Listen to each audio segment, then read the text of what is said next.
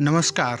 आप सुन रहे हैं धे रेडियो पर अंतर्राष्ट्रीय समसामयिकी से जुड़ा ग्लोबल अफेयर्स कार्यक्रम मेरे साथ, और मैं हूं विवेक ओझा। आज जिस मुद्दे पर चर्चा करेंगे वह है ओआईसी यानी ऑर्गेनाइजेशन ऑफ इस्लामिक कोऑपरेशन, जो चर्चा में है। इस एपिसोड में ओआईसी के चर्चा में रहने की वजह के साथ साथ हम ओआईसी के गठन के इतिहास और उसकी संरचना, उसकी कार्य, उसकी भूमिका और भारत के लिए उसकी अहमियत को भी समझेंगे। पहले जानते हैं कि यह चर्चा में क्यों है। सऊदी अरब ने ओआईसी यानी ऑर्गेनाइजेशन ऑफ इस्लामिक कोऑपरेशन के विदेश मंत्रियों की एक महत्वपूर्ण बैठक आयोजित की है, और यह एक वर्चुअल बैठक है। इस बैठक में इजराइल और फिलिस्तीन के बीच हो रही चरम हिंसा पर डिस्कशन किया गया है। इसमें इस बात पर चर्चा की गई है कि इजराइल किस तरीके से फिलिस्तीन के खिलाफ हिंसक कार्यवाहियां कर रहा है और किस प्रकार यरूशलेम में अल अक्सा मस्जिद के पास फिलिस्तीनी विरोध प्रदर्शनकारियों के खिलाफ इजरायली पुलिस के बल का प्रयोग किया जा रहा है।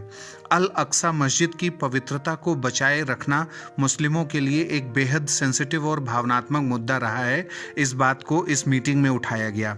सऊदी अरब के विदेश मंत्री ने इस मीटिंग में गाजा में इजरायली कार्यवाही की घोर निंदा की और ग्लोबल कम्युनिटी से आह्वान किया कि गाजा पर इजराइल के आक्रमण को रोकने के लिए काम किया जाए।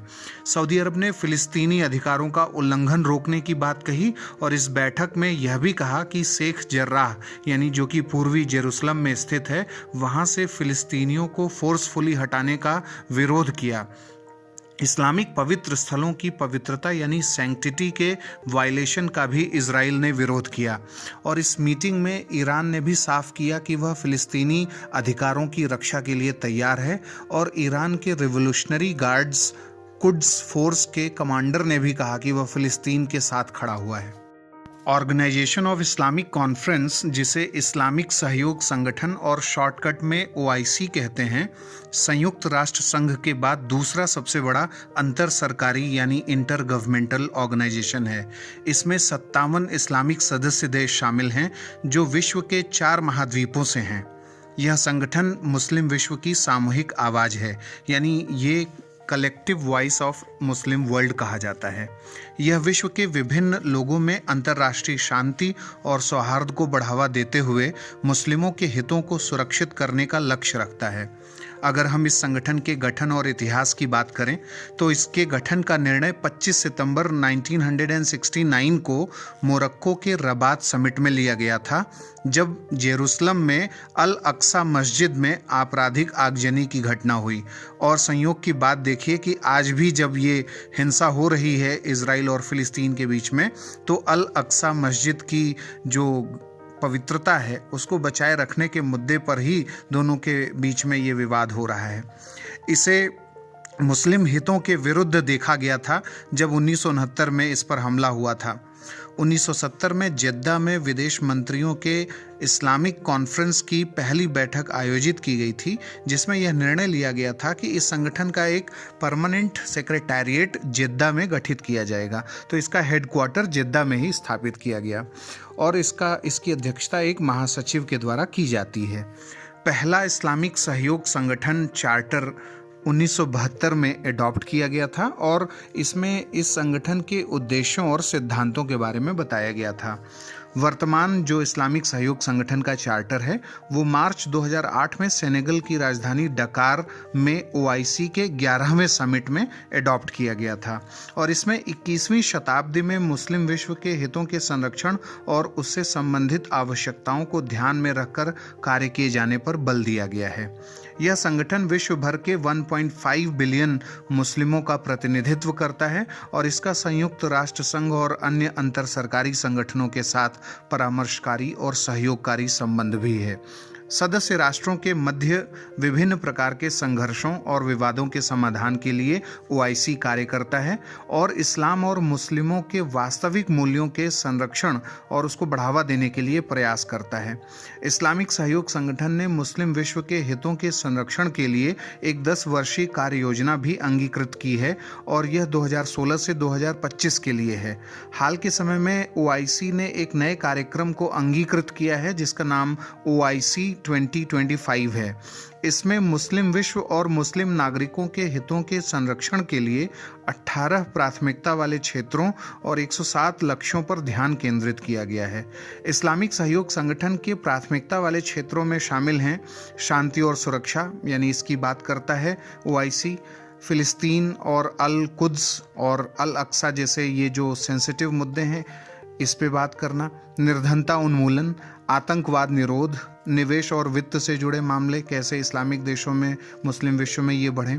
खाद्य सुरक्षा, विज्ञान और प्रौद्योगिकी, जलवायु परिवर्तन और सस्टेनेबिलिटी, उदारता और संस्कृति और अंतर धार्मिक संवाद, सद्भाव यानी जो इंटर रिलीजियस गुडविल है, अंतर विश्वासों को बढ़ावा देना जो इंटर रिलीजियस फेथ है, महिलाओं के सशक्तिकरण इसके एजेंडे में कहा गया है, और संयुक्त इस्लामिक मानवतावादी कार्यों को अपनाना, मानवाधिकारों का संरक्षण और इस्लामिक वर्ल्ड में सुशासन को बढ़ावा देना, ये सब इसके चार्टर में कहा गया है। और ये जो ओआईसी 2025 नया विजन इन्होंने बनाया है ओआईसी के देशों ने, उसमें इन सब बातों को कहा गया है।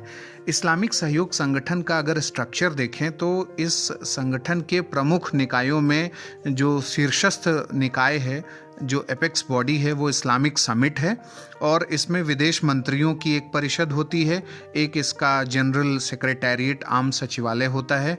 इस्लामिक विकास बैंक इसके लिए काम करता है और इसमें यूनेस्को के ही तर्ज पर इस्लामिक शैक्षणिक, वैज्ञानिक और सांस्कृतिक संगठन भी कार्य करता है।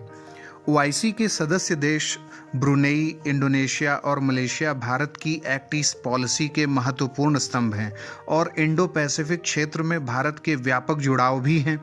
वहीं दूसरी तरफ अफगानिस्तान, बांग्लादेश और मालदीव जो ओआईसी के सदस्य हैं, उनके साथ भारत के संबंध दक्षिण एशिया में शांति, सुरक्षा और स्थिरता के लिहाज से बेहद आवश्यक हैं। पश्चिम एशिया में फिलिस्तीनी लोगों की आकांक्षाओं के साथ भारत की एकजुटता अटूट रही है और अरब विश्व के देशों में भारत के लिए विश्वास निर्माण भारत की एक बड़ी ज़रूरत रही है। वहीं इस्लामिक सहयोग संगठन का सदस्य ईरान भारत के ऊर्जा सुरक्षा के हितों के लिए अत्यंत आवश्यक है। ओआईसी सदस्य देशों ट्यूनीशिया, मोरक्को और अल्जीरिया जैसे देशों के साथ भारत एक अधिक समावेशी दुनिया के लिए अपनी आकांक्षा साझा करने की दिशा में कार्य करता है। अफ्रीका से प्राकृतिक तेल और हाइड्रोकार्बन्स की प्राप्ति के लिए इन देशों का विशेष महत्व है। टर्की के साथ भी भारत ने अपने संबंधों को मजबूत करने के प्रयास किए हैं। सर्वाधिक महत्वपूर्ण रूप में इस्लामिक सहयोग संगठन में जो खाड़ी सदस्य देश हैं उनसे भारत का विशेष संबंध है। खाड़ी सहयोग परिषद भारत का सबसे बड़ा क्षेत्रीय व्यापारिक साझेदार यानी रीजनल ट्रेड पार्टनर है, जिसके साथ भारत के लगभग 124 बिलियन डॉलर के द्विपक्षीय व्यापार हैं और भारत को पूरी दुनिया के भारतीय डायस्पोरा से मिलने वाले रेमिटेंस में आधे से अधिक का हिस्सा खाड़ी देशों का ही है। इस लिहाज से ओआईसी का इम्पोर्टेंस भारत के लिए पता चलता है। हाल के समय में भारत के लिए ओआईसी का जो महत्व है वो किस तरीके से बढ़ा या ओआईसी में किस तरीके से भारत के पोजीशन को एक रिकॉग्निशन मिला, उसकी घटना देखी गई मार्च 2019 में, जब संयुक्त अरब अमीरात यानी अबू धाबी में आयोजित ओआईसी समिट के उद्घाटन सत्र में भारतीय विदेश मंत्री सुषमा स्वराज को पहली बार भाग लेने के लिए आमंत्रित किया गया। किसी भारतीय विदेश मंत्री को पहली बार इस संगठन ने गेस्ट ऑफ ऑनर के रूप में उपस्थित होने के लिए आमंत्रित किया। भारत को पहली बार इस संगठन की बैठक में भाग लेने के लिए वैसे तो 1969 में ही आमंत्रित कर दिया गया था, लेकिन पाकिस्तान की आपत्ति और भारत विरोधी कूटनीति के चलते भारत इसमें भाग नहीं ले पाया था। बाद में फिर खाड़ी देश कतर पहला ऐसा देश था जिसने वर्ष 2002 में ओआईसी के विदेश मंत्रियों की बैठक में यह प्रस्ताव किया था कि भारत को इस्लामिक सहयोग संगठन के पर्यवेक्षक सदस्य यानी ऑब्जर्वर मेंबर का दर्जा दिया जाए।